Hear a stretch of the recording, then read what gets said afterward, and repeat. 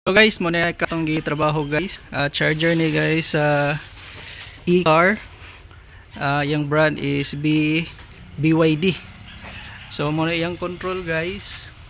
So na siya main circuit breaker, na surge protection, napuntay voltmeter, ammeter, o makita po nato diri ang kilowatt. So ma-monitor po nato iyang voltage. So sa pagkakaroon na siya konsumo nga 13 kilowatt hour.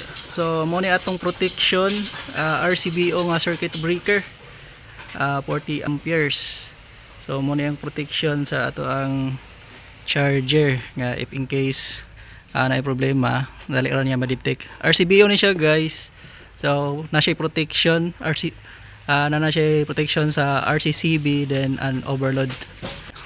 Ma-monitor na to siya guys. So nanay siya sa garage parking area. Okay. So ang sakyanan ni sir nilakaw na. So nata karon sa ani nga lugar migo? San Pedro? Kantila no? Kantilan San Pedro. So gihire ta ni sir diri guys para mag-install sa iyahang charger.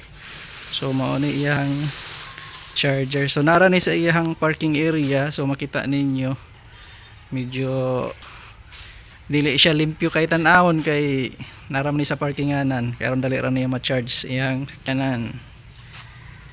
So sa mga nagkinahanglan nga installer para sa aning charger, so pwede mo motawag sa kuha anytime. Ayaw ninyo pataka og install kay patakaan niyo nag-install walay protection na delikado. So special type ni siya na installation. Dili pwede basta-basta na lang musaksak na lang bisan asa. So kuha na siya 7 kilowatt ni siya nga charger.